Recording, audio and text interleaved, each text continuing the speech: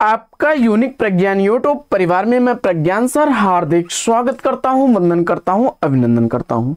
प्यारे साथियों, सुबह के 5 बज चुके हैं और जिस प्रश्नोत्तरी 50 का आप बेसब्री से करते हैं इंतजार, वह प्रश्नोत्तरी 50 लेकर के आपके बीच उपस्थित हूं। जैसा कि आप जानते हैं, प्रश्नोत्तरी 50 का मुख्य उद्देश्य आपके अध्ययन का आपको रिवीजन कराना।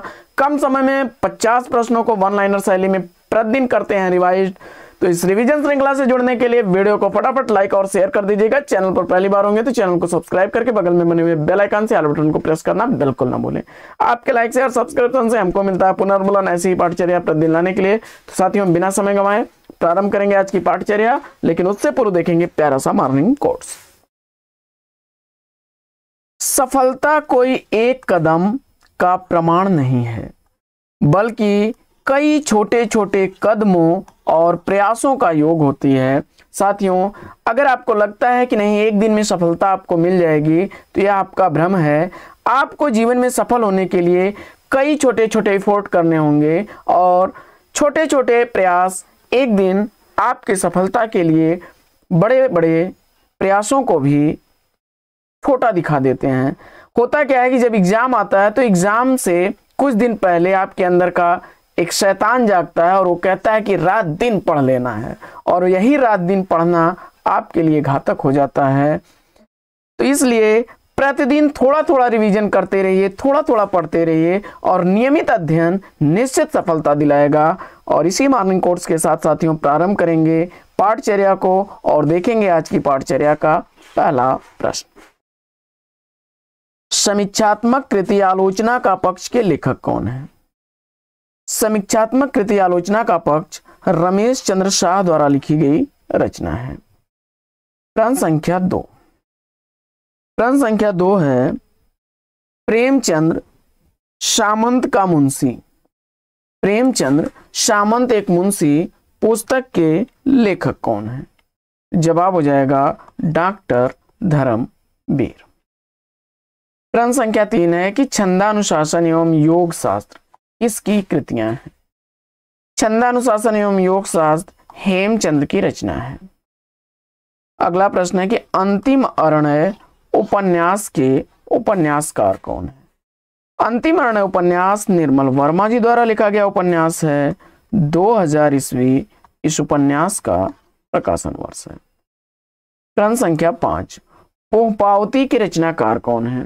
पोहपावती रचना का रचनाकार कौन है, इसका आपको जवाब बताना है।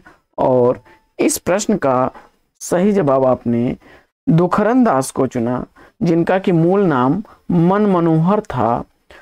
इसका रचना काल 1669 ईस्वी है। अगला प्रश्न, रामानंद जी को आकाश धर्मा गुरु किसने कहा है? रामानंद को आकाश धर्मा गुरु की संज्ञा देने वाले हैं आचार्य हजारी प्रसाद द्विवेदी जी। आचार्य हजारी प्रसाद द्विवेदी जी ने आकाश धर्मा गुरु की संज्ञा दी रामानंद को। अष्टपदी जोग कृति के रचनाकार कौन है?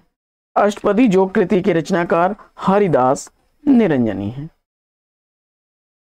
अगला प्रश्न है कि मंजनकृत मधुमालती के नायक नायिका कौन है? तो मंजन द्वारा लिखी गई मधुमालती मनोहर और मधुमालती हैं। अगला प्रश्न है कि जयशंकर भट्ट, क्षमा करें, उदय शंकर भट्ट का प्रथम एकांकी संग्रह कौन सा है? उदय शंकर भट्ट जी का प्रथम एकांकी संग्रह अभिनव एकांकी है। 1940 ईस्वी इस एकांकी का प्रकाशन वर्ष है। आइए बढ़ते हैं अगले प्रश्न की तरफ और देखते हैं प्रश्न संख्या 10। प्रश्न संख्या 10 है, रसिक मोहन, काव्य कलाधर, जगत मोहन इन रीति ग्रंथों के रचनाकार कौन है? जवाब हो जाएगा रघुनाथ वंदीजन द्वारा लिखे गए रीति ग्रंथ हैं। रसिक मोहन का रचना काल 1739 ईस्वी।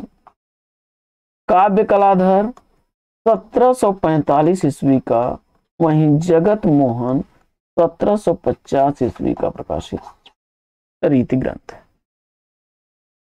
अगला प्रश्न है कि सुमिंद्रानंदन पंत की पहली कविता कौन सी है? सुमिंद्रानंदन पंत की पहली कविता गिरजे का घंटा है, जिसका रचना काल 1916 ईस्वी है। अगला प्रश्न है कि प्रेमचंद्र की कृति अंतिम और अपूर्ण उपन्यास मंगलसूत्र के नायक कौन है? जवाब हो जाएगा देव कुमार। अगला प्रश्न है कि उत्तरी भारत की संत परंपरा के लेखक कौन है?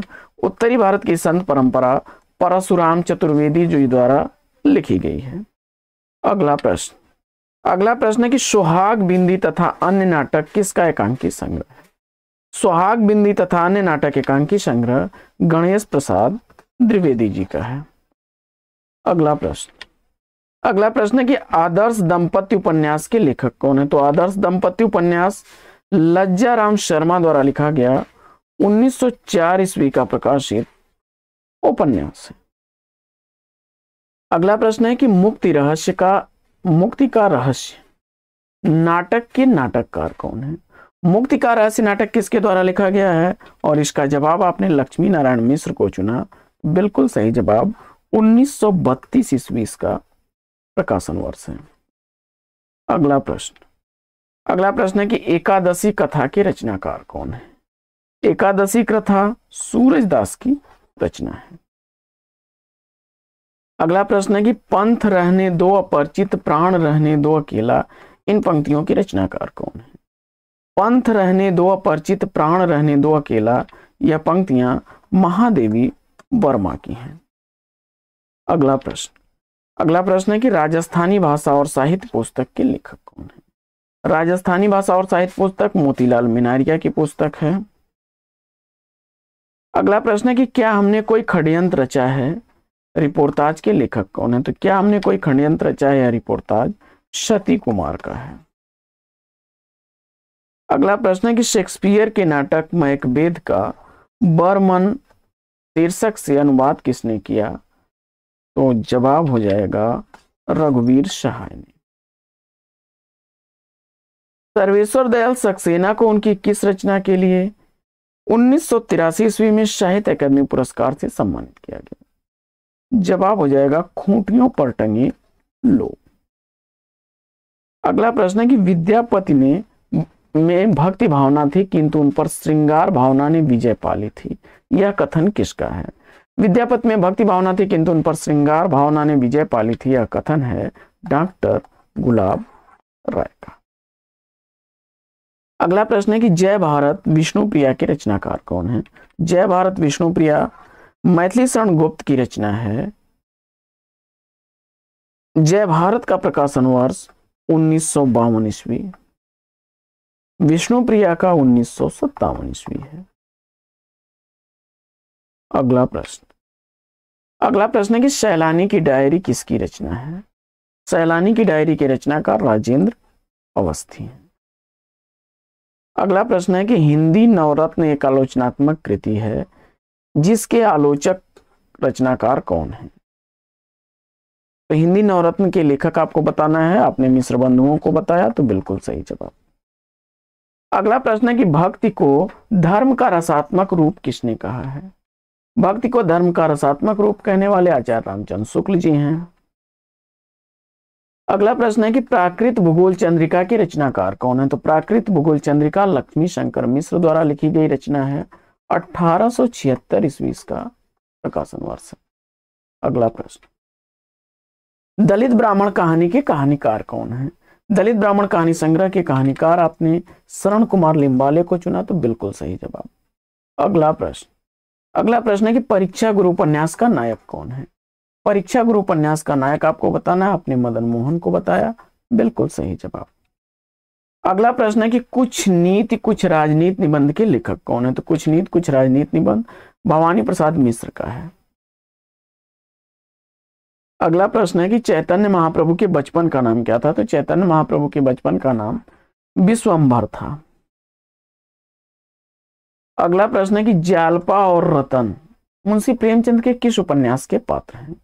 जालपा और रतन मुंशी प्रेमचंद द्वारा लिखे गए गबन उपन्यास के पात्र हैं। अगला प्रश्न है कि जैनेन्द्र जी के साथ कुछ घंटे इंटरव्यू के लेखक कौन है? जैनेन्द्र जी के साथ कुछ घंटे इंटरव्यू नंद कुमार कोहली जी का है।